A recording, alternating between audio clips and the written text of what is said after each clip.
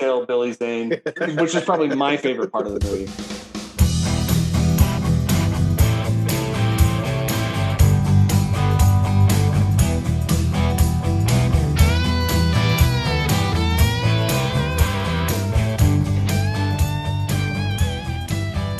Hello and welcome to the 12th episode of Cinema Decon, deconstructing and overthinking the movies of our younger years.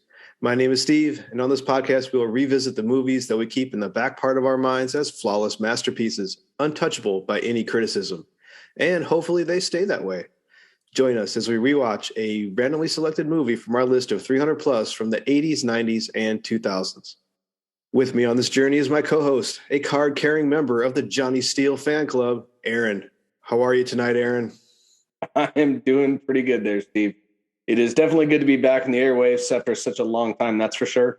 And I am definitely getting really itching to get back into watching the movies on our mega list with all that free time I know. Yeah, free time. It's been a couple months since we've been able to meet up. So, holidays and family events and, corporate acquisitions and, you name it. It's kind of happened over the past couple months. Sacrifices, dogs and cats living together, Yeah, exactly. But we finally got back to it. Our fans demanded it. Yes. And we wouldn't want to disappoint our fan. However few there are. But the ones out there, we love you. A fan is a fan.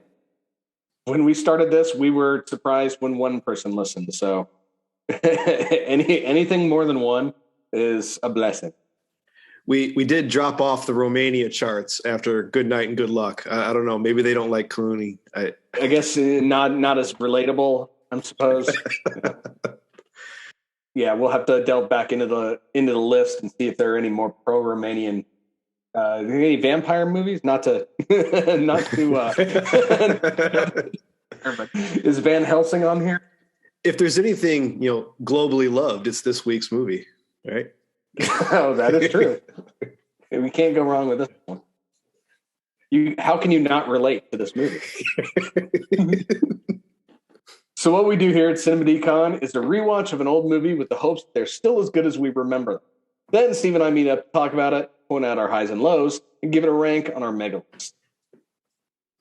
Before we watch our target movie, we first record our memories and recollections of it. Then we proceed to go and watch said movie. So far, our memories have been both perfect and completely wrong at the same time. Today's movie is the 1986 film Critters, directed by Stephen Herrick, written by Stephen Herrick, starring Dee Wallace, Billy Green Bush, Scott Grimes, Terrence Mann, and Billy Zane. And anytime somebody says the name Billy Zane, I just think of Zoolander now. I mean, sure, Titanic, Bantam, whatever, but I just think of Billy Zane in Zoolander. See, my thoughts always go to Tombstone. Oh, wow, yeah.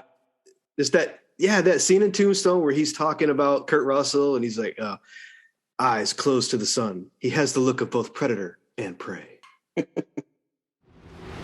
This week's episode is brought to you by Black Cat Fireworks. Whether you're looking to celebrate the birth of our great nation, ring in the new year, or recategorize an alien infiltrator into soup, Black Cat will get the job done right. Black Cat Fireworks. So, Aaron, what are your recollections of Critters? Just the little tribble-like balls of hate. That's what I remember. It reminded me of just like evil porcupines. Yes, that's. I mean, if Gremlins and Tribbles mated, this is probably what they would look like. But I honestly, I remember them. I don't really remember much about the actual plot of the movie because it's one of those, I saw it when I was maybe 8 or 9, so I wasn't paying attention to the plot. I was watching for the sheer scare factor, the same way I would continuously rewatch Friday the 13th movies, even though I knew what was going to happen. It was just I loved the frightening aspect of it. So I really don't remember much of the plot. I remember they're aliens. Oh, I wouldn't have been able to tell you that. It was something to do with like that. They were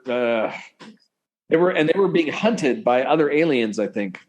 What I remember is solely the movie poster, where you've got this like green ugly dude critter, the porcupine-looking guy, and that's it. Just this super ugly critter guy. Yeah, that's one of those. Yeah, back when like Blockbuster type places were big, and you'd always peruse the horror section of all the VHS tapes. There is one plus going for it. Billy Zane. Oh, seriously? Billy Zane's in it. Just a quick glance at the IMDb for it. Oh, yes. Billy Zane and Scott Grimes. Huh. Yeah, from Band of Brothers. Yeah. And more recently, the Orville. Yeah. He was one of the pilots, right? Billy Zane. Anytime somebody says Billy Zane's name, it just Zoolander pops into my head. Zoolander. Because he's in there playing as himself. No, Billy Zane. Leave him alone. All right, well, we will go off and watch Critters. Ooh, Go. Just go. These things, these critters. Come on, go! Dad's all torn up and Mom's got like a harpoon thing in her neck and they're getting bigger. Let's go! Charlie? Where's Jeff? Hey, you're Johnny Steele. Where? Huh? Where are they? At my house. Come on, hit it.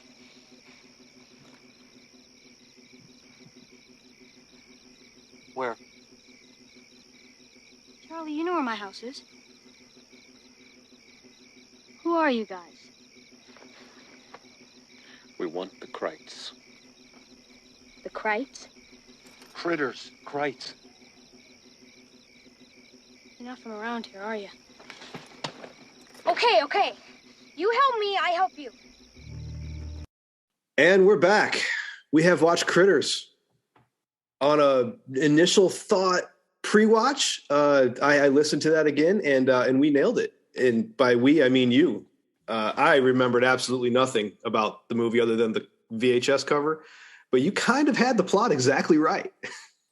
Which is crazy because I want to say this must have been one of those ones like back in the good old like pre-Blockbuster days, but like the mom and pop VHS rental places that like every week I just go get my mom would let me go get a new movie, and I would just go through horror movies like crazy. It's not so much I don't think she cared what I got, is that she was oblivious to what I was getting. So I was getting some stuff that 10, 12-year-old kid probably shouldn't have watched, but it was great. It was all great.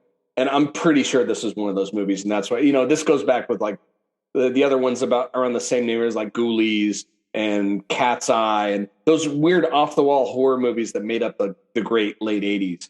Yeah. And I don't remember. I mean, again, my memory of those old horror movies is still the cover. Like I remember the Ghoulies cover, but if my memory serves me right, this one, and we'll get to this towards the end, but is relatively tame compared to, say, Nightmare on Elm Street and Ghoulies and stuff. So this is kind of a safe one for that 10-year-old range. And when I went to watch this movie, actually, we did something a little different this time. I had some buddies over, including my 14-year-old nephew, who did not understand the concept of 80s horror movie.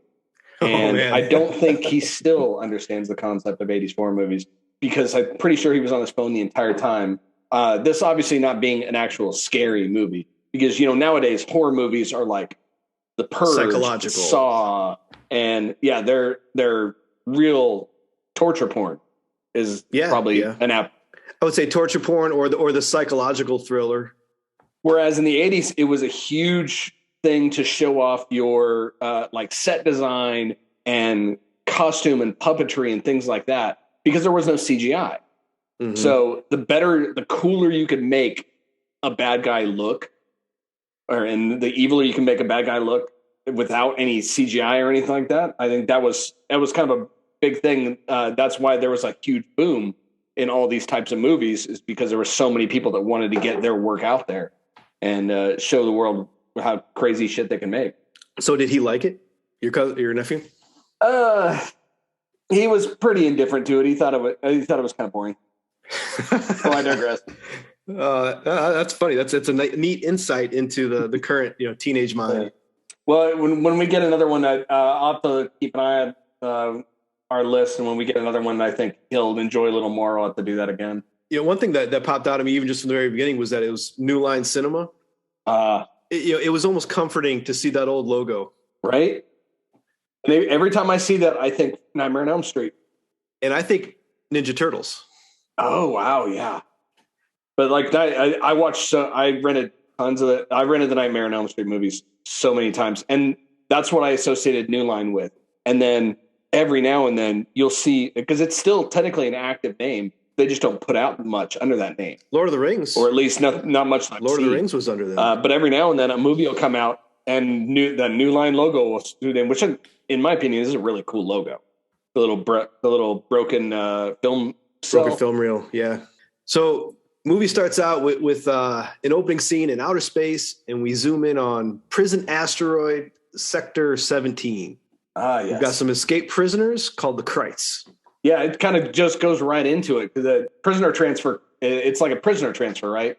And they lost one of the prisoners because these Krites, and at this point, we don't know what the Krites are. We haven't seen anything. This is like a radio conversation, the security officer. They lost a prisoner because the Krites were just eating everything, and they had to thin the population. Yeah, pretty terrible prison. I mean, they kind of escaped with little effort. Yeah. Whatsoever. Funny note, I noticed like the prison warden kind of looked like what's his name from Doctor Who, like the creator of the Daleks, Davros. I could see that. That's the first thing I thought. I was like Davros. See, I was thinking is along the same lines, but in the Eccleston era episode 2, where they go to the end of the earth. Yeah, and there's that dude with the long head and the floating chair in that scene, and I was wondering if it's a 1-to-1. I got to see him side by side, but it's almost like the same guy. I haven't seen that episode in a while. So there's a huge explosion, and the Krites escape and steal a ship. Which again, we still haven't seen anything. We just see the ship fly away. So yeah, God knows, fly away very, very slowly, and that prison can't hit shit. It was kind of this was no Lucasfilm, obviously. It had some good moves as it was listing lazily to the left. Yes. Well, at least he knows a few moves. That's 2 references in one. That means 2 things. But here we get introduced to the bounty hunters, though. So the prison has to hire out the retrieval of these escaped Krites and hires 2 bounty hunters who, and I loved these guys with their green glowing skulls. That was great. Yeah, they're just they're literally Green Man with no faces. They're just glowing green, and they have like biomechanical arms or something. Yeah, anything to make it look spacey in the mid '80s. Pretty much. Yeah, that they could afford. Yeah.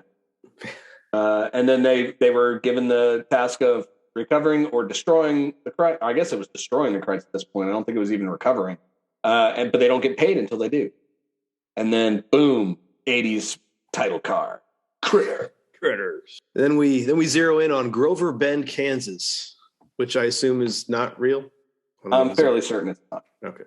You are the Kansas expert out of the 2 of us. It's not like I'm from Kansas or anything. Grover Bend, Kansas is a real place. Oh, is it really? Wow. Oh, no, I'm sorry. I read that too fast. Grover Bend, Kansas is not a real place. Great Bend, Kansas is a real place. That I knew. And there is a Grover, Kansas, but not a Grover Bend, Kansas. So that's what's kind of blended the 2. It's right in the middle. You go from Great Bend to Grover, which I know where Great Bend is. I don't know offhand where Grover is. I know it's in Douglas County. It's just north of the gateway to hell out of Lawrence, Kansas, right? I might be, for all I know. And I will agree with Supernatural's rendition of Lawrence. That's why our fans tune in. It's all the random references. But yeah, we get a typical family. I don't know if we ever get their last name, do we? The Browns. Is Browns? The Brown family. It's the Brown family home. Immediately with a young Scott Grimes trying the old hot water method to fake his temperature to keep from going to school. Yeah, it comes out as 106. The prognosis. Well, son, you're boiling. We got the dad on the farm. We got the daughter on the phone, sitting next to the phone. Just your basic farm family, as stereotypical as you can get. A phone that's on the wall, nonetheless, which maybe that's something that threw off my 14-year-old cousin. Why would you put the why do phone they have on the the phone wall? chained to the wall? The hell is going on here? It goes with that old ass fridge they had. They had one of the nuke the fridge style General Electric. The Indiana Jones special. Yeah. I don't remember getting it, but was that one of the ones that had like a lock on it where you could actually lock it? Those old ones had like key locks where you could actually close them and lock them. Yeah. I don't remember. Well, they always one. told us as kids, don't climb in refrigerators. You'll get locked in. Could save you from a nuclear blast, though. That's true. But we do get the first mention in that scene, and I started to keep track after a while, though. There's a bowling tournament tonight. It's a very big bowling tournament tonight. That's like the first mention. Yes, and that comes up a lot, and I love their bowling shirts. I have a comment on that. Yes, I want that bowling shirt, but we'll get to that. Next up, we head to the sheriff's station, meet the local sheriff. At the station is where we get the first introduction of Charlie, the town weirdo and town drunk. Yeah. The end is nigh guy, basically. Yeah, he wakes up pretty chipper for having to spend the night in a drunk tank, but and pretty wild. That's because he wasn't drunk. He was receiving radio waves from the aliens, so, which is why he had to get up and tell them they're coming. I'm getting them through my feelings, just like last time. Has a wonderful comment out there. Yeah, and John Travolta was a waitress in Florida. I have that written. But after those quick introductions, we get one of the best scenes in the movie to me, which is back on the bounty hunter ship. So the bounty hunters are heading towards Earth, and this is where things start to get a little crazy. They're getting a voiceover from the warden saying, don't be so destructive. Here's info on shit on Earth's database. But in this data drop of what Earth is, you get the wonderful video of Power of the Night by Johnny Steele. Oh, yes. Which is just a stereotypical 80s hair band music video. It was so bad. I mean, it was so bad it was good.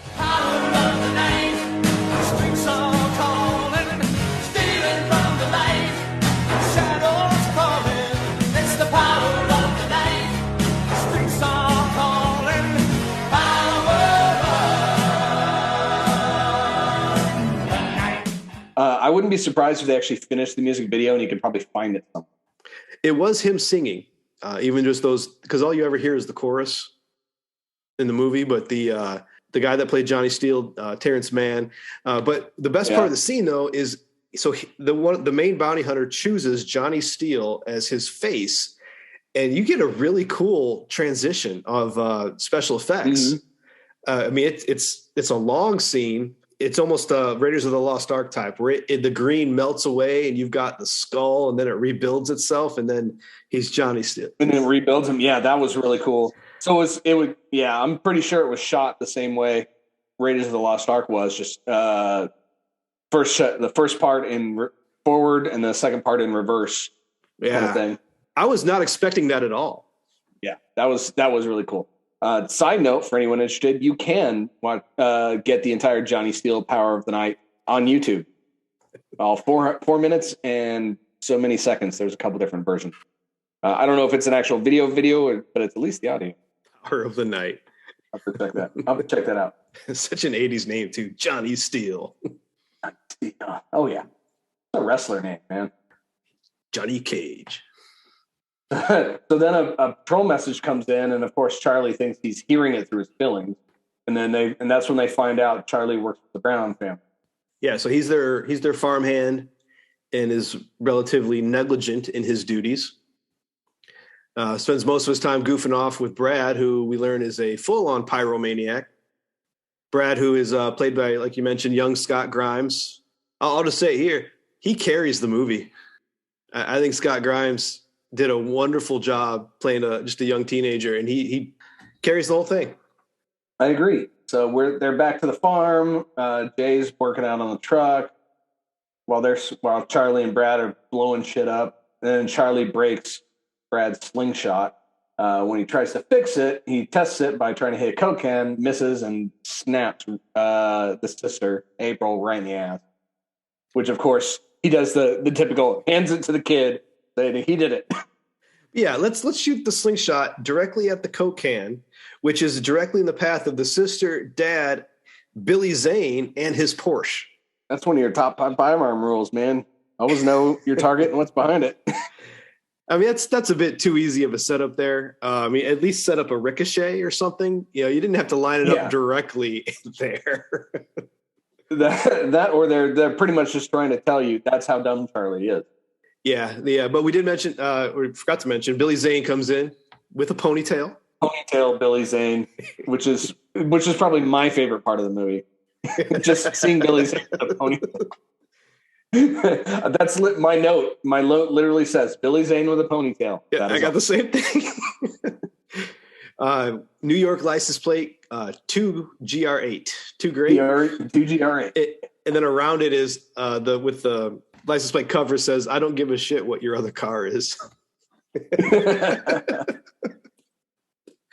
That's whole gimmick just reminded me of like Adventures in Babysitting.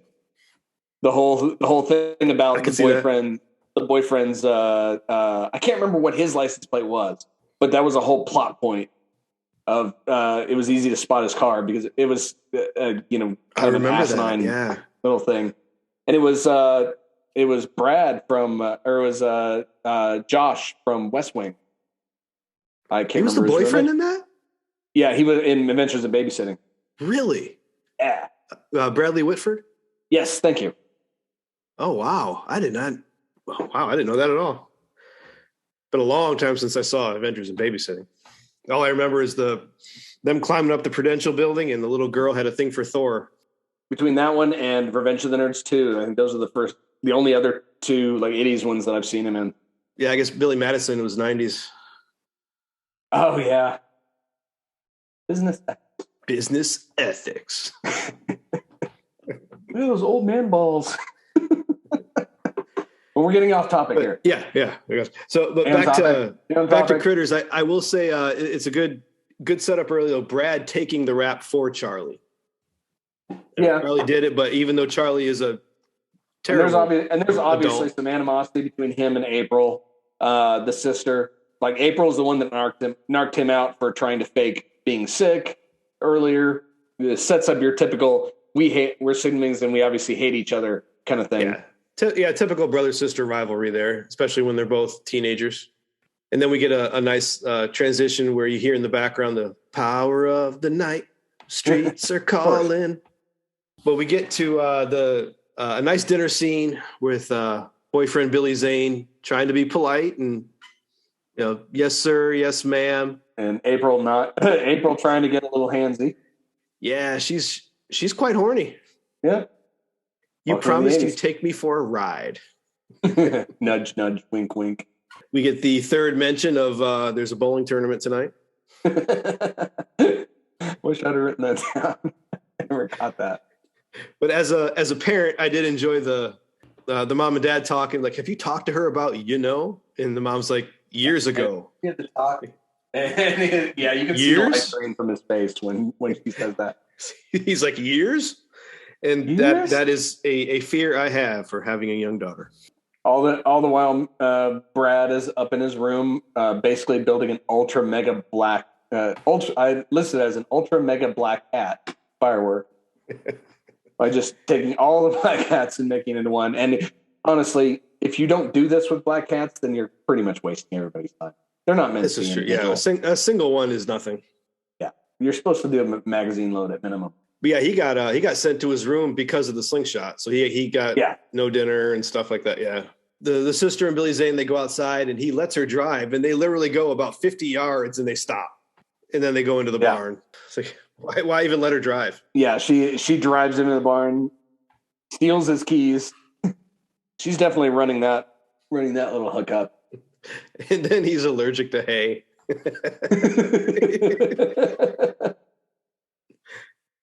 For what he's given, Billy Zane does a great job in the short screen time he's got. This is when we find out that Brad gets his slingshot confiscated until further notice and gets grounded with no movies for 2 weeks. To which Brad says, "All right, screw it, I'm out of here," and then sneaks out the window onto the roof. which is already, and I'm just going to go into the screenwriting here. This is good writing because that's a good early setup for his access into and out of the house. Yeah. It's a good callback later. But we haven't forgot about the Kreitz, because now is about the time we actually start seeing them. Now the horror movie portion kind of starts to get in motion. Yeah, horror with Horror. air quotes. Air quotes. I don't really know what this means. This is, and now that I'm thinking about it, it really reminds me a lot of Tremors. I mean, it's a horror movie, but it's just. But it's a horror comedy. Horror comedy, yeah. Whether it was intended to be or not. I mean, it could have been a light horror. It was a light horror movie back in the 80s. It's definitely a horror comedy. Yeah. Now. That's mostly because of the special. Well, it got like 7 sequels. And so did Tremors. Yes, and so did Tremors. There's the Tremors saga. And see, now there's the crossover we need. Tremors versus Critters. We need that crossover film now. Oh, now that's a good idea. We need to call somebody. With Burt, we need Burt Gummer and then adult Scott Grimes to come back. We should be paid screenwriters. Story by I don't know. Decon. You write it up good. You might even be able to swing Kevin Bacon. Bring old Valentine back for some critter hunt. Nah, screw Kevin Bacon. I want Burt Gummer. Yeah, so the primary group is now split up. You got Brad who's sneaking out of the house. You got Billy and the sister in the barn. The parents are in the house. Charlie's on a road with his bike, and then the alien ship crash lands on Earth. All in one quick scene. And this was another, Helen, mom and dad are in the house watching Johnny Steele on TV. Yet another cameo of Johnny Steele. Mom is liking some Johnny Steele. Oh, yeah. And then the TV signal gets screwy right around the time the ship lands and causes some sort of earthquake. We cut back to April and Steve out in the barn. The typical "you made the earth move" joke. Well, Already? Already? Are you ready? As the dad leaves the house to check on what just happened, Mom has to go in there with the fourth mention of the bowling tournament. Don't be late for the tournament.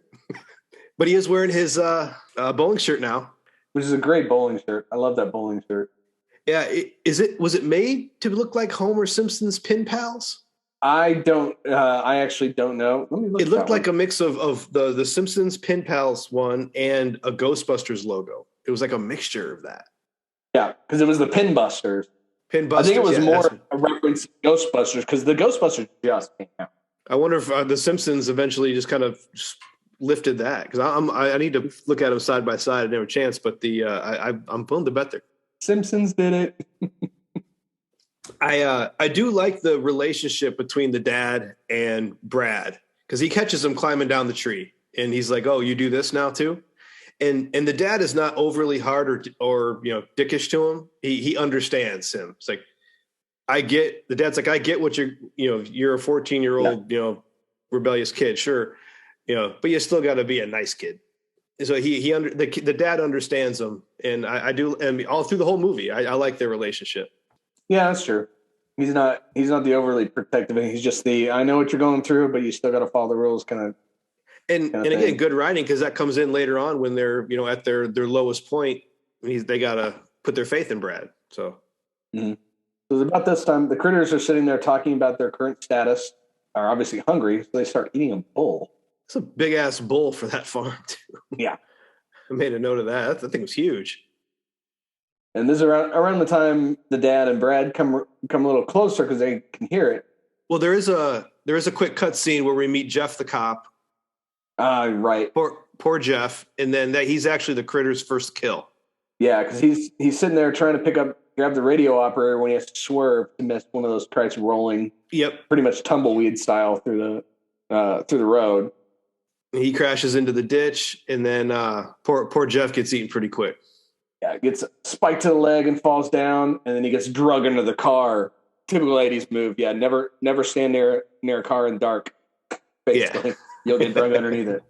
One thing I did notice, speaking of Tremors, like the critter cam, where they just have the point of view shot. Very, very reminiscent of Tremors. This is true. Other than it not going underground, a very good use of it. I like it.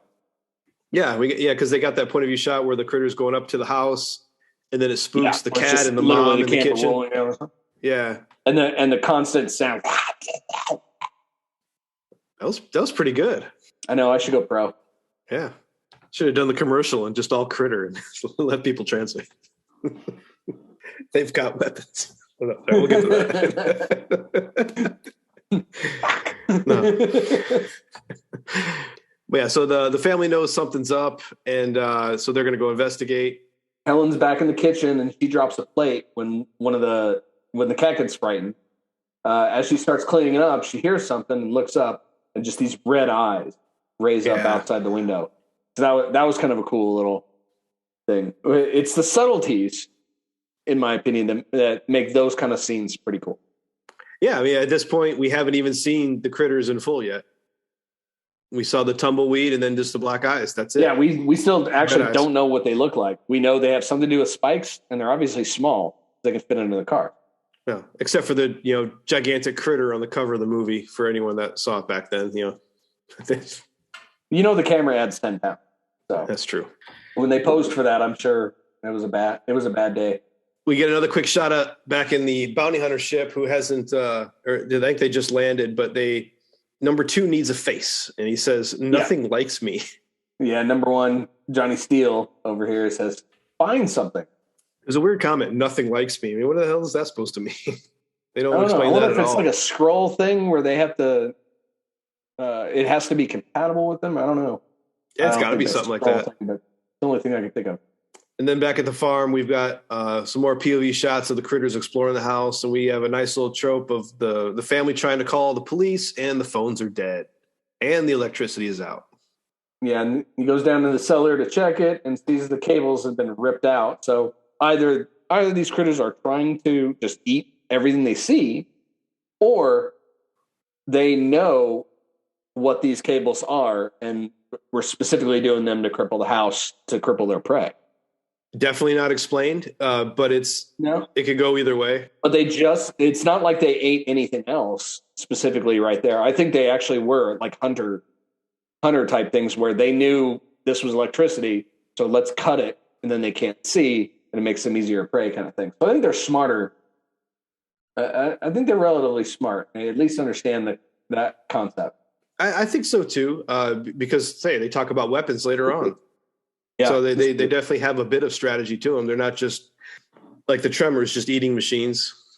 Yeah, you can't picture them as just animals. Basically, they're sentient creatures. They just look like little tribbles from hell at this point.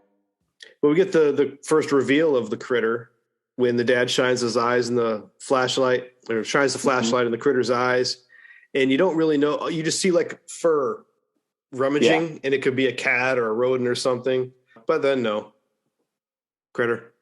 Which again, and it's not. It looks like fur, but it's all those spikes. They're kind of like little mini porcupines, and they're shootable stingers. Yeah. Which is because the dad gets shot, and so he's the kind of woozy. And it's like it's kind of a paralytic or some type of venom in it. Which they do recover from eventually, but it does kind of incapacitate them for a short time. Yeah, I think it's just kind of a loose tranquilizer, one of those things. Yeah. We switch back to the bounty hunters. They are going around and they find the deputy's body under his car. Number 2 is able to use his face. So he assumes his face complete with the scars from being eaten, which is kind of... Yeah, literally zombie Jeff style. Yeah. And then they go and sit in his car, and they're literally sitting there trying to figure out how to pilot this Caprice police car, which and the weapons in there, like the shotgun. Yeah, the big shotgun. Like number 1 takes the shotgun and like fires straight out the ceiling. And when number 2's driving, and he just starts driving in reverse. And they never stop. They don't stop driving in reverse for a while. Because, think about it. If you've never seen one of these before and you found one way that works, why go push it? Yeah. So their database for Earth had, the great Johnny Steele, but apparently there were no videos of cars driving straight. Well, yeah, you'd think some kind of buddy cop movie would have made it out there too, but that's what you get. You know what? Never studied. It was stuck on mid-'80s MTV. It's what you get. But now back to the barn where we get the great death of Billy Zane. Ah. one of the best scenes of the movie to me. Stereo goes out, Billy's trying to fix it and gets his fingers bitten off. Ugh. And then two more critters jump on him. Yeah, first he loses his fingers, and then he runs into the wall, and then he gets eaten by like several critters. It's great. April tries stabbing one with a rake, and it just eats the rake. Yeah. I'm like, well, Plan A doesn't. Plan A. Yeah, I mean, it spun out of control pretty fast. It was pretty great, and Brad hears his sister scream, and without a thought, he runs to help his sister. Brad is a good dude, brave little guy. And as he runs out there, he sees more critters eating chickens, and but still just keeps going to help his sister. And he goes and finds her, and she's basically keeping this one at bay with a broken end of a stick. So Brad, being the quote-unquote savior in this scene at least, takes his big-ass firework, lights it, throws it at the guy, which he just eats it, of course. And then the typical cartoon, I'm going to eat dynamite explosion, and then it just dies. So I absolutely expected the thing to just explode, and then it to like burp. You're expecting some crazy like slow motion explosion with guts everywhere, but no, it just literally just plops over. Yeah, I literally expected it to just explode, and then the critter not be affected, and it just burp something. Yeah. That's what I was totally expecting when that happened. I was like, oh, he's just going to eat this. Nothing's going to happen. What was your nephew saying at this point? I'm curious. Do you remember? I mean, he was being pretty quiet during the movie. We were just getting his thoughts after the movie. Like, we're all laughing our asses off, and he's just sitting there like, what is this shit? What the hell am I looking at? When does this happen? So yeah, we're going to have to go something newer for him. Or something better, at least. Bring him in for Blair Witch Project. So next up, they hit the church, and there's a full church service happening late at night with the front door wide open for some reason. Yeah, why that is, I don't know. Especially with a big bowling tournament going on. I mean, it's Kansas. That's how every small town in Kansas is. Just go with it. And of course, we're reading from the book of Genesis about Sodom and Gomorrah. Yeah. When the bounty hunters walk in, we're here for the Krites. Well, don't they like demolish the front canopy when they pull up? Yeah, because they don't know how to drive. They don't know how to brake yet. No. Yeah, so they demolish the front canopy. They walk in, and we're here for the Krites. We're here for the Krites. And then people start asking, Jeff, what are you doing? Everyone, Jeff, what are you doing? What happened to your face? Nobody recognized Johnny Steele? Seriously? Well, the people that are going to be going to a full church service at night and not the bowling tournament. Fair point. They're not going to know who Johnny Steele is. Yeah, it's a fair point. They should. Number 2 then takes the priest's face. Yeah. He just keeps picking shit that he likes, like on the moment. That freaks everybody out, of course. Full credit to the 3 actors that play Bounty Hunter number 2, because they get to have fun with playing the stoic bounty hunter who's actually is crazy because he blows shit up. But then also their normal townfolk role, they get to have a little fun with dual roles.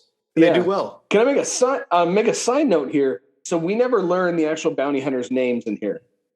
So we both assign them Bounty Hunter 1 and Bounty Hunter 2. I find it humorous that we both assigned them the same number.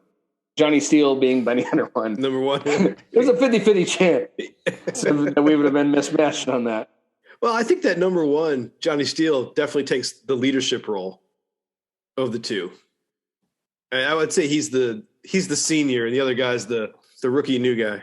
Which just goes to add, they wrote it well to portray that. Being the leader. Because we both obviously assumed he was the leader. He's Bounty Hunter 1. I literally have him just called out in my notes, BH1 and BH2. Because I hate number 1 is the seasoned veteran, just a week away from retirement. Yeah, 2 weeks to retirement. This is basically like Space Lethal Weapon. Yeah, we got a horror comedy buddy cop movie.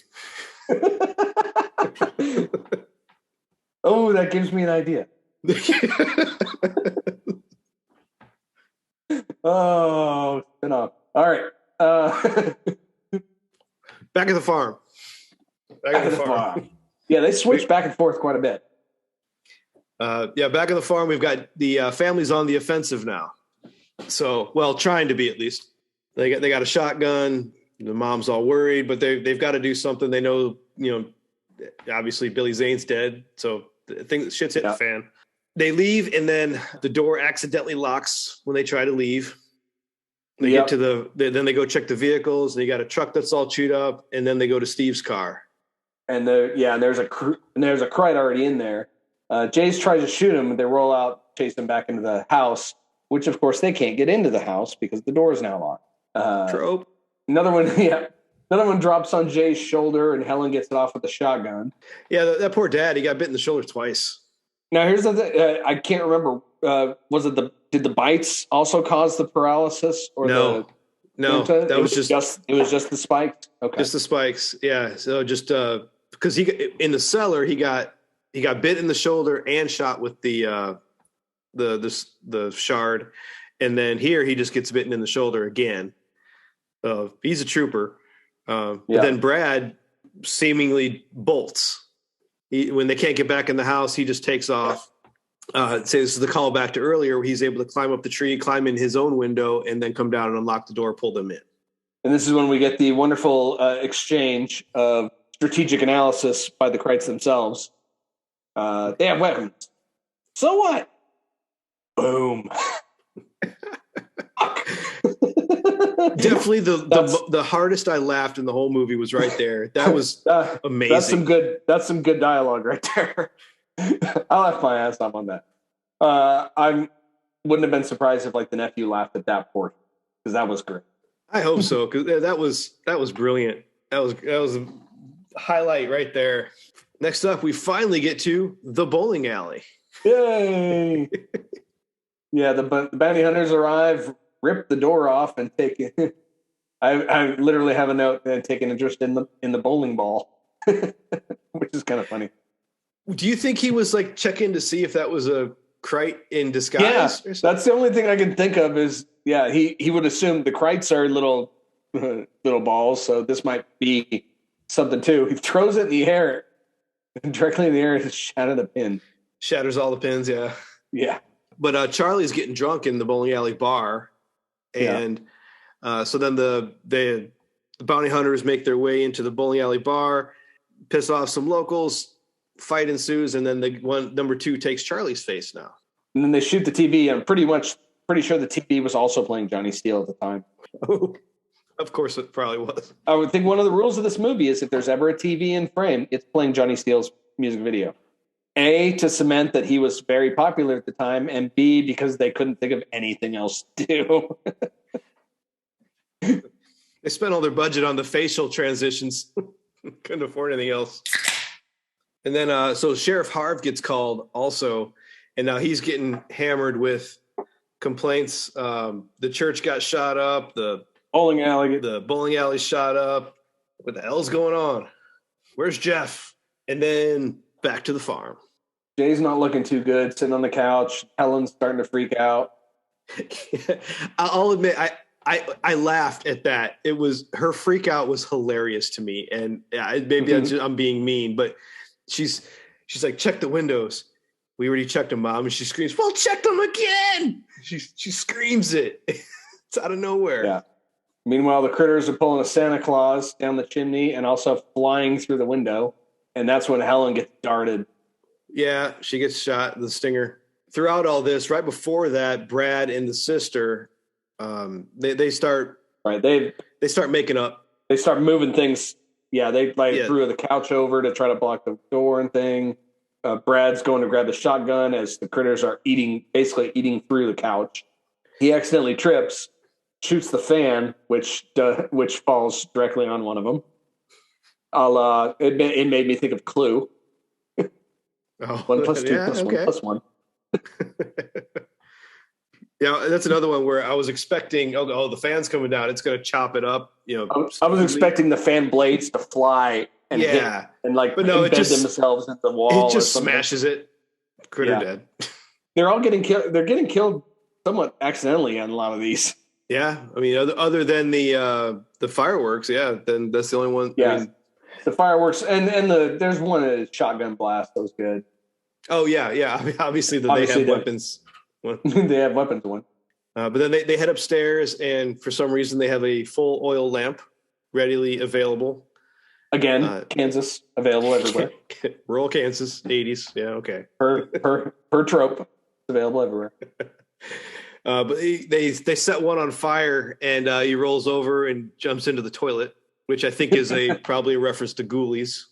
So this is when they decide to send Brad for help because he's the only one that hasn't been darted or hasn't been bitten or isn't April, apparently.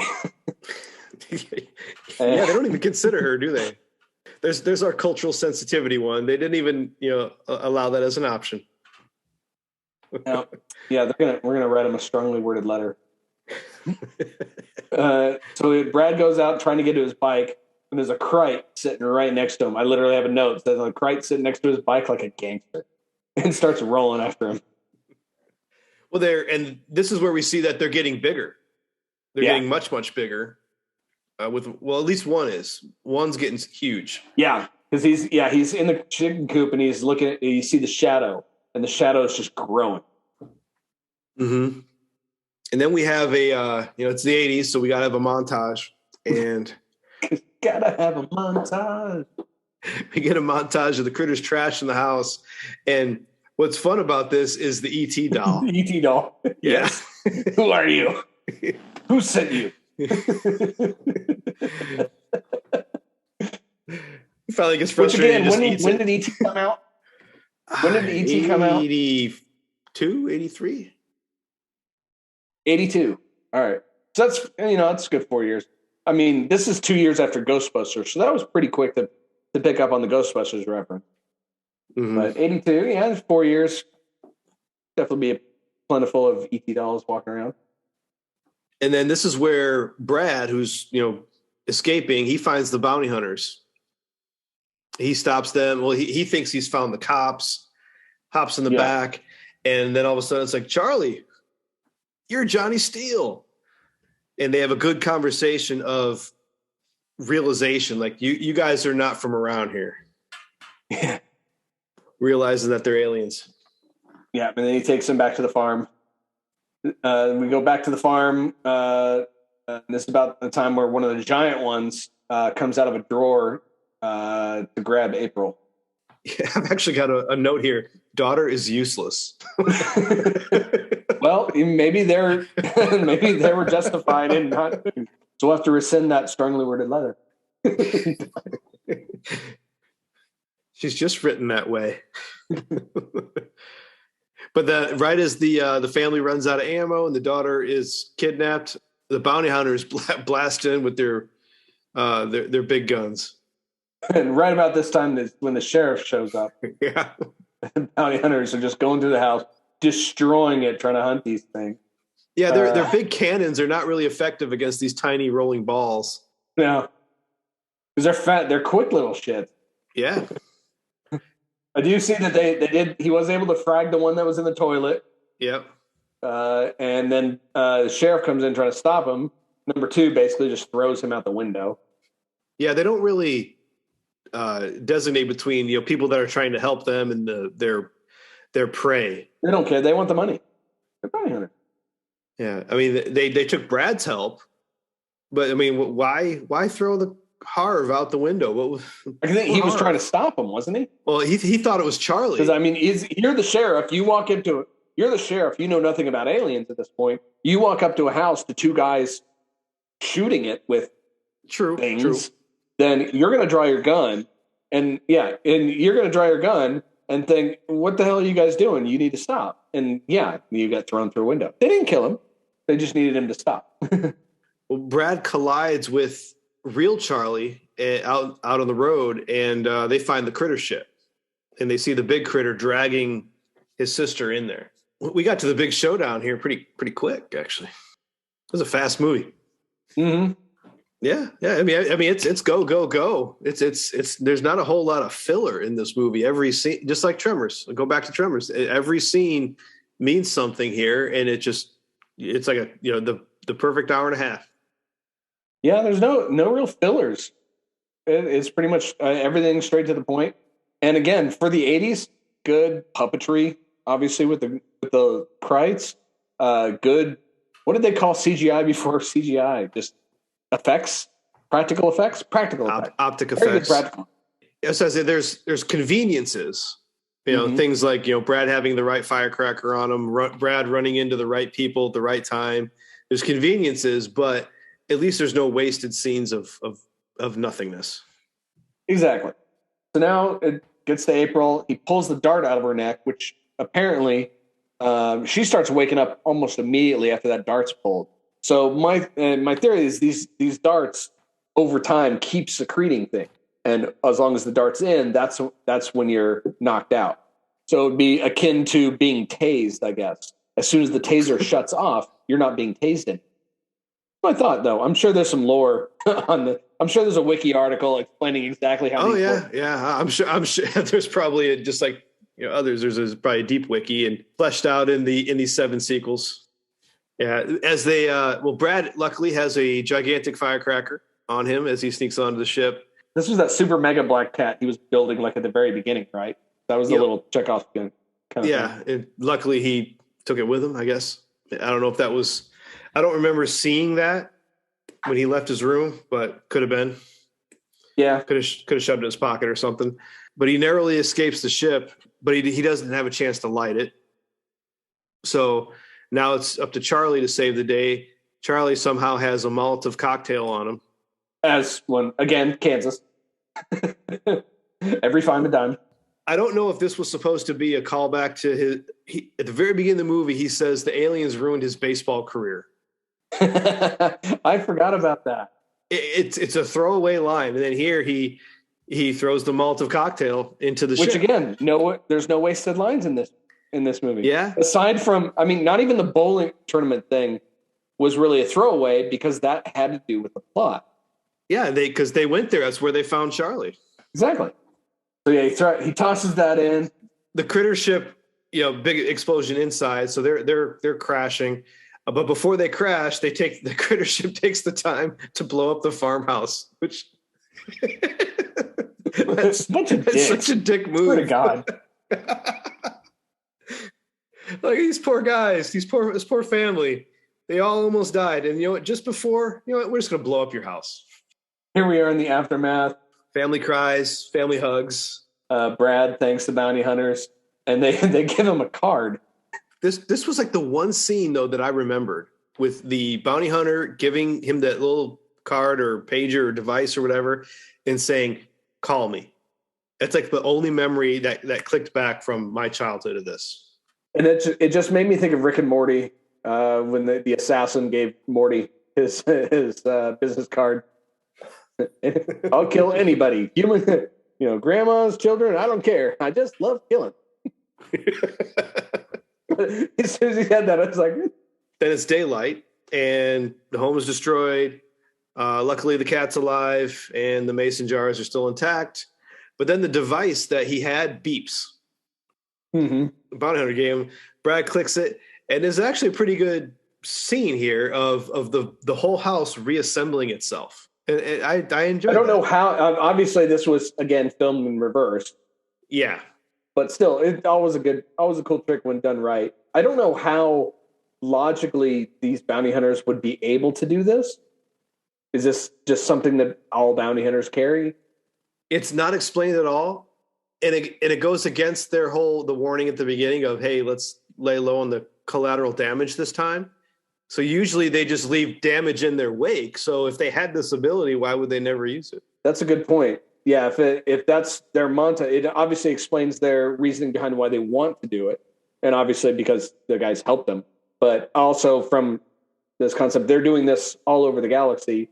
Their guns do a lot of damage, so they may have to undamage things quite a bit. So this just may be a standard technical item that they keep. The unfragger.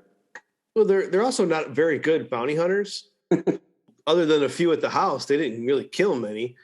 They saved the family, but then they didn't do like a sweep and say, let's make sure there's no critter eggs. And technically, they weren't even hired as bounty hunters.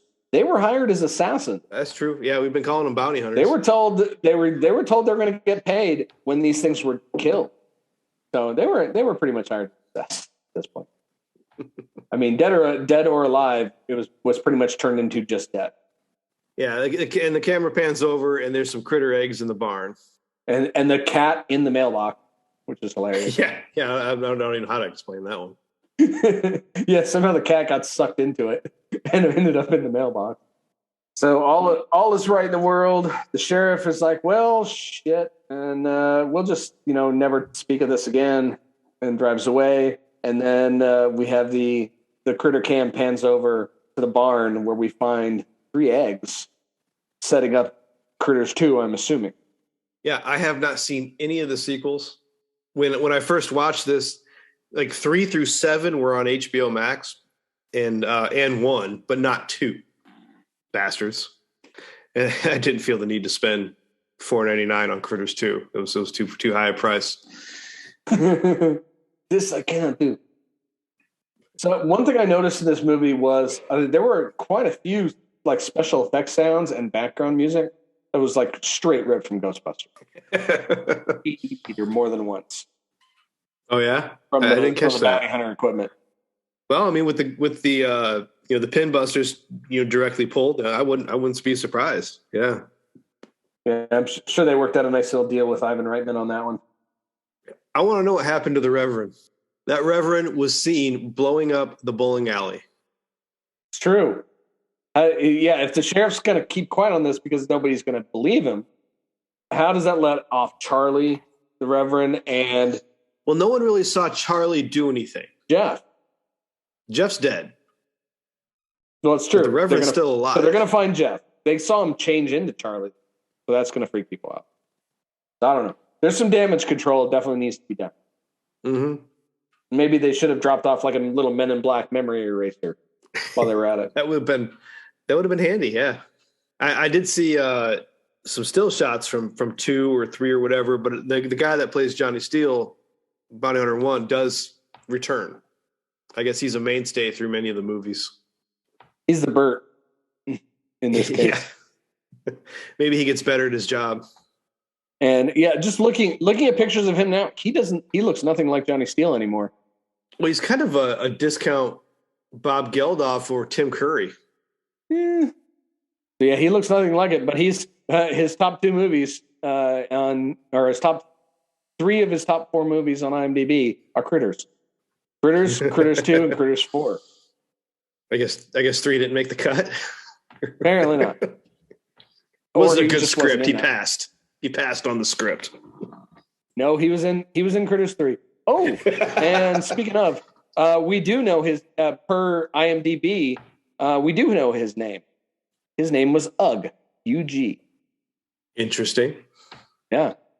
I got a question for you to see your comprehension and memory of the movie. All right. What was the death toll of humans? 2. 2. That's it. Jeff and Billy Zane. Billy Zane. Yep. That was. I mean, for an '80s horror movie, that's a pretty low. I mean, number. granted, like I remember loving like the Nightmare on Elm Street movies, and a lot of those through the '80s had maybe a death toll of 3. Really? Yeah. I thought he kind of cut through a group of kids. The first 2 were higher, and then like 3, 4, and 5, and maybe even 6. I think the death toll was always 3. I think that was kind of a running thing with them for a while. Yeah, that series peaked at Dream Masters. That was 3, wasn't it? Yeah, I think so. With Patricia Arquette. I've always enjoyed 3. The characters were more fun. The guy that thinks he's a dungeon master and stuff. I enjoyed that. Yeah, the wizard. The wizard guy in the wheelchair. Oh, please tell me. I will have a field day if did we put Nightmare on Elm Street on here?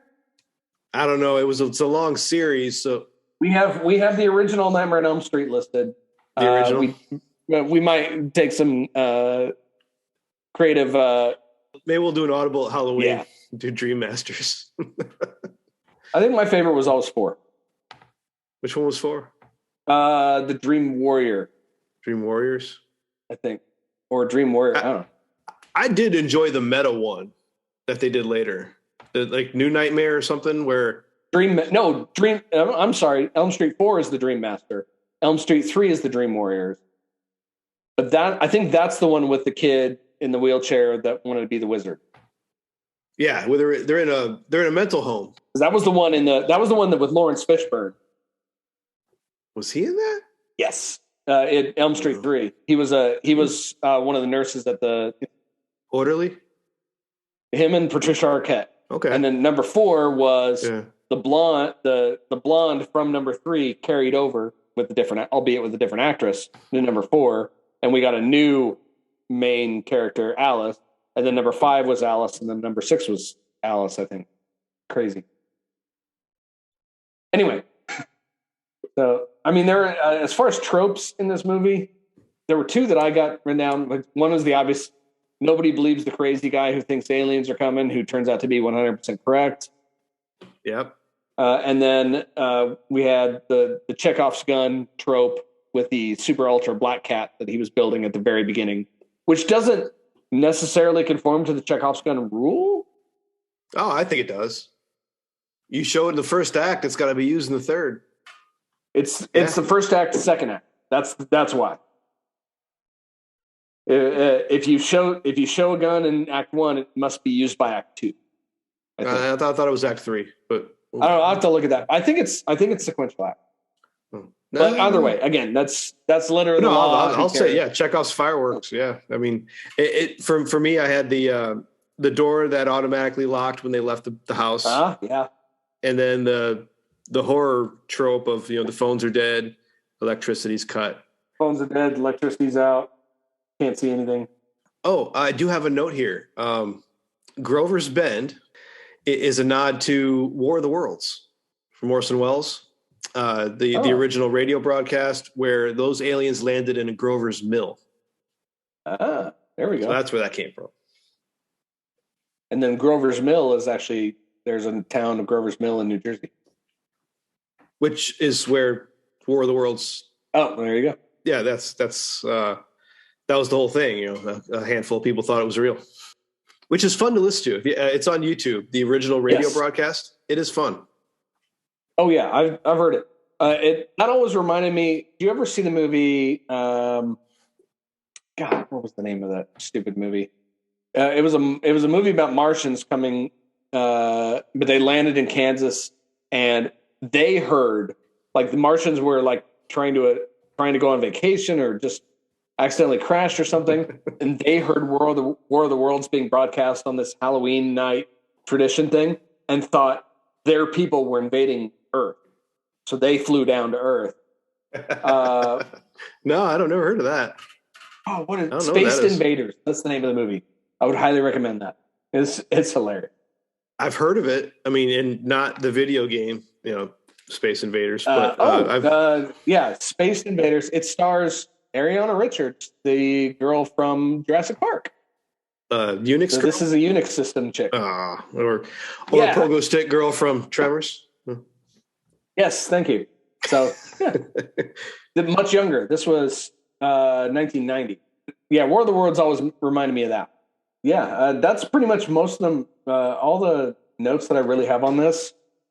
The obviously rabbit hole here would be to watch the remaining movies and see what they did with the storyline and if they expanded the lore or anything on it. You got to imagine that they would have to, and hopefully in a good way, not in like a Highlander way where it took a nosedive. Hopefully it's like Tremors, where they just kept the critters I would assume keep getting bigger and more intelligent and more destructive and more deadly. From an alternate perspective, this is the idea that I got. Is I'm thinking bounty hunter buddy cop. I like that. I was just looking real quick at the other critters box art, and because remember we talked about the Tremors saga where they had this fantastic art on every single sequel. These aren't as good. They're all just basically a face of the critter They're basically the same thing. Yep. Yeah. These are all kind of pretty lame. And from what I can see, they don't really have the fun subtitles that Tremors had. Holy shit, Critters 3 stars Leonardo DiCaprio.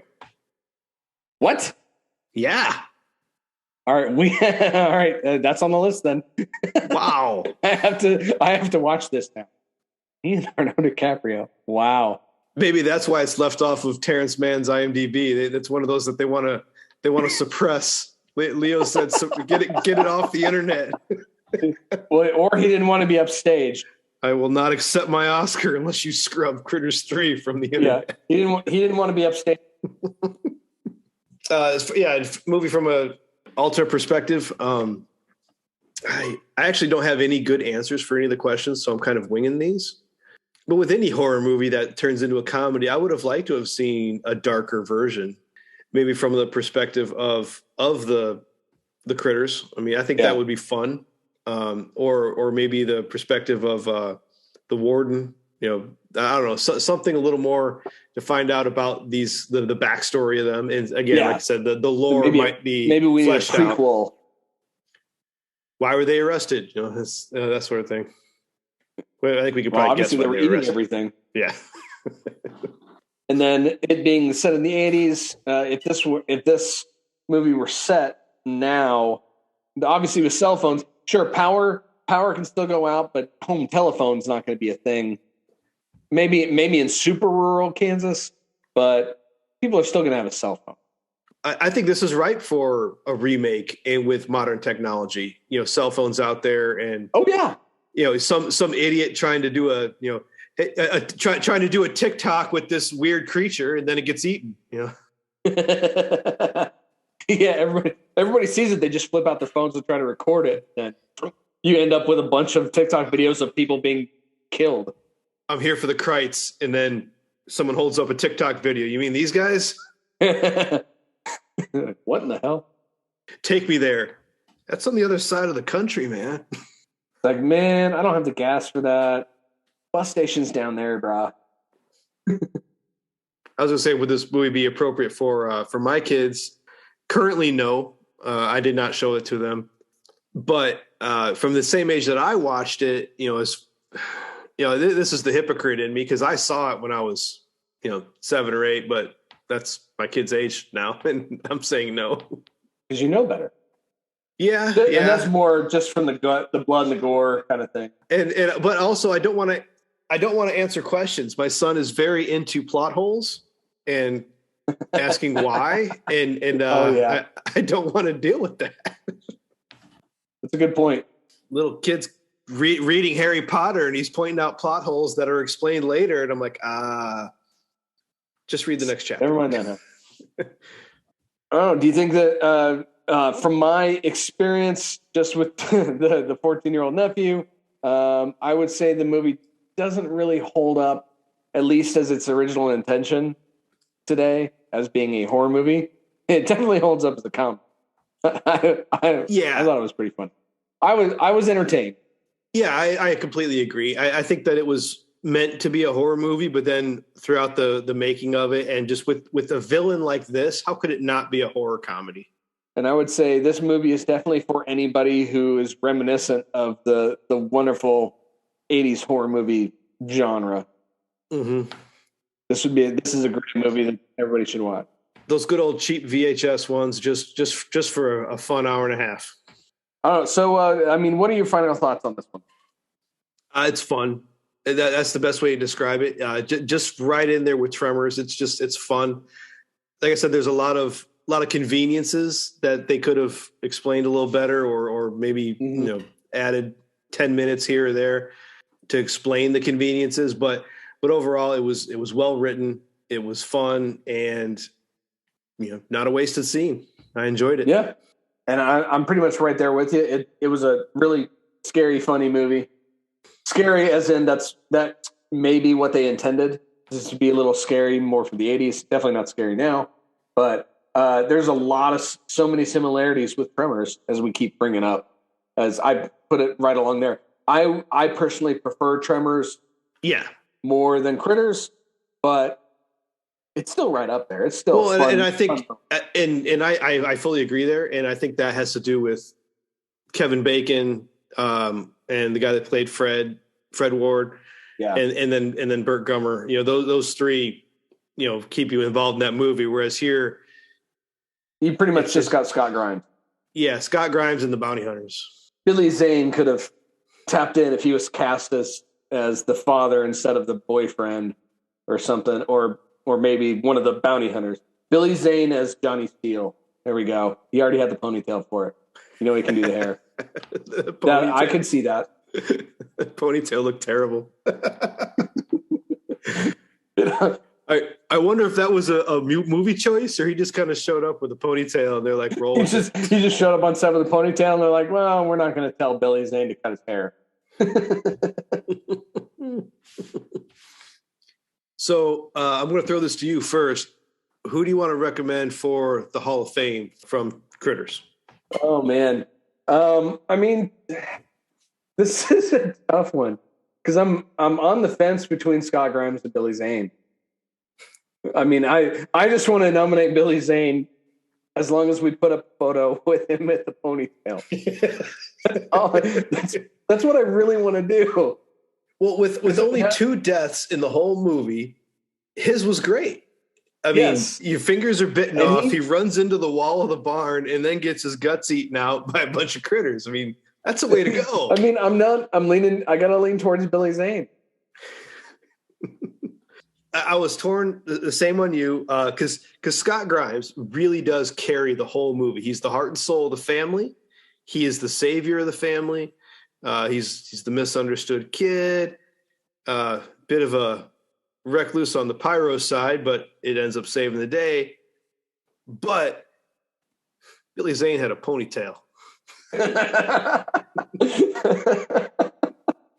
So I'm going to throw my vote in with Billy Zane. We have a gentleman's agreement. Congratulations, Billy Zane, the newest member of the Cinema Decon Hall of Fame. Not for Titanic, not for Tombstone, not for Zoolander, for Critters. Not for Phantom, obviously. Oh, I forgot about the Phantom. Yeah, I worked in the theater when that came out. We all got rings.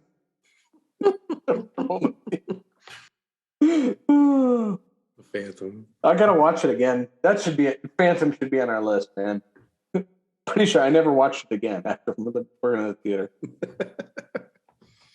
So now's the time in our show where we rank the movie based on our fan review, while also adding in the IMDb rating. It's a 10-point scale. And the average will put the movie on our megalith. For me, like I said, I like this movie. It obviously doesn't really stand up as far as overall quality, but it's a great throwback movie if you're in the mood to watch, and for lack of a better term, a cheesy 80s horror film, quote unquote horror. I gave it a 5.5. That's low. That's a little lower than mine. I agree with you as far as everything you said. It's a good 80s throwback movie. It's a fun hour and a half. It's not fine cinema. This is not The Godfather here. I gave it a 6. So I haven't dipped into the 5s yet, but all right. And then we were both low according to the Critters, or according to the IMDb number. What's IMDb? IMDb sits at 6.1 right now with 35,000 votes. Well, this does put it at number 11 on our list, our lowest, below Hackers, 5.7. So I've seen our list. We can do worse. We can definitely do worse. So it's not going to remain. It's not going to remain at the bottom.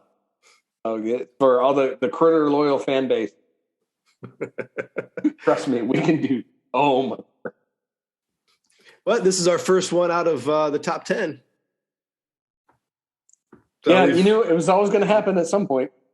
Well, wait, yeah. I guess if you're not counting this is technically our 11th movie, so something Yes. had to be out of the top 10. Yeah, something was going to get That's pushed just out. simple math. I mean, I know genius here, but the carry the 1 is to X and the 2 is the Y. Pretty sure one of the 11 movies has to be out of the top 10. It's still horseshit that Three Amigos has a 6.5 on IMDb. Yeah, I'm pretty sure that's a smear campaign. That's blasphemy. Yeah. All right. Speaking of strongly worded letters, I'm not the right one on that one. So, media pitch, Aaron. Do you have anything you want to recommend to our listeners that you are watching, I do. listening, doing anything these days? I do. This is a show that I started watching about a week ago. It's been one that everybody, including you, have been telling me that I need to watch. It's basically been described as Sons of Anarchy for cowboys. I'm sure everybody has heard about it. It's called Yellowstone, starring Kevin Costner. When I first heard about the show, I was like, Kevin Costner, cowboy TV show. I didn't think it was going to be interesting. It wasn't until multiple people described it to me as Sons of Anarchy with cowboys, which Sons of Anarchy is one of my favorite shows. And I will attest, it is Sons of Anarchy with cowboys. It's a great show. It is a little slower than Sons of Anarchy, but that's fine. It's basically the last remnants of the Wild West. In the middle of There's nowhere. a prequel out now too with Sam Elliott. Yes, and I've been told that I should at least go through season 4 before worrying about going to the prequel show 1883. So I just started season 3. Up through season 2 was just epic. So I would highly recommend Yellowstone if anybody has not watched that. I actually haven't watched it yet, but my entire family keeps recommending it too. My brother Tony is a big fan, and because I don't have Paramount Plus yet, so I haven't done that. So it stars Kevin Costner. Or one of the other stars of it is Cole Hauser, who is Tony is a spitting image of Cole Hauser in this movie or in this show. Really?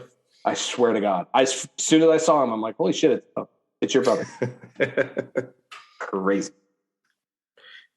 So for mine, I've gone back and forth because it's been a couple months since we last met and everything. I almost went with Encanto, the new Disney movie, which is earworms in my head as far as the music. Music's really good in it, but that's not my recommendation. My recommendation is going to be Dark, and it's a show on Netflix. Oh, I have heard good things about that one.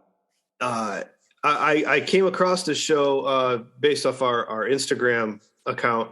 Some of the people that follow us recommended that, and finally convinced my wife to watch it. And it's in German, but it's dubbed kind of the same way Squid Game was, and it's dubbed very well. You don't even notice that it's dubbed.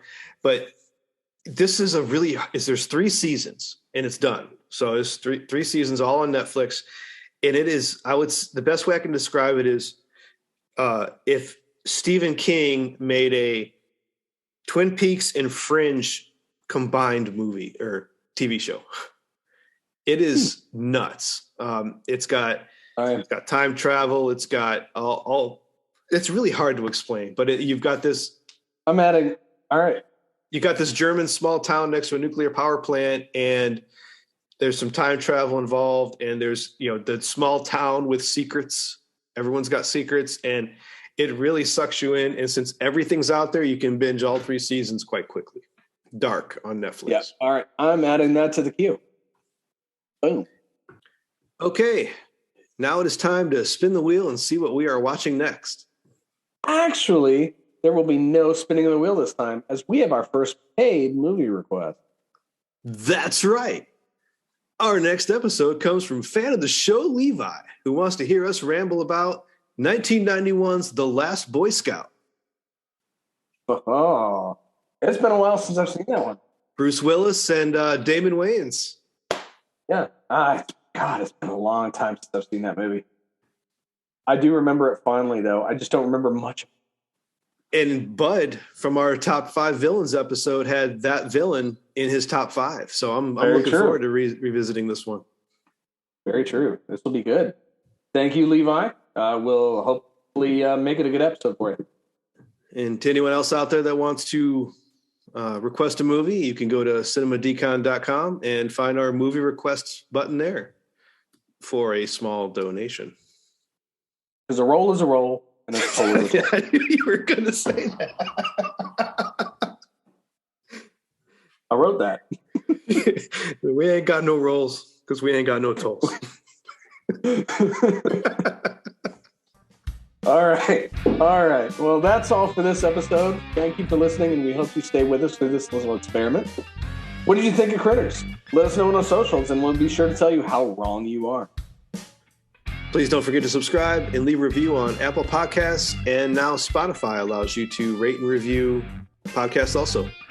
Check out our website in the show notes to see the full list of movies we'll be covering and our rankings thus far. And you can check us out on our Patreon, where we'll try to post some outtakes before the final cut. We'll see you next time on Cinema Decon.